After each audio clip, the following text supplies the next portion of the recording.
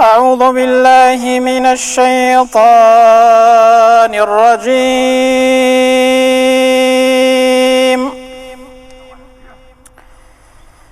إن الأبرار يشربون من كأس كان مزاجها كافورا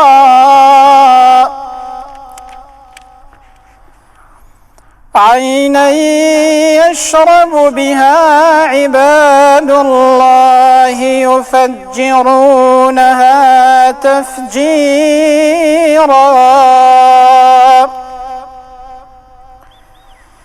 يوفون بالنذر ويخافون يوما كان شره مستطيرا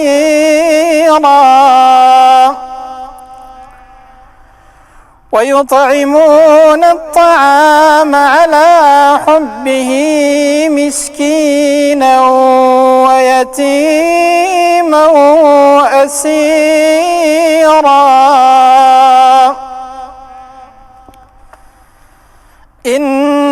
إنما نطعمكم لوجه الله لا نريد منكم جزاء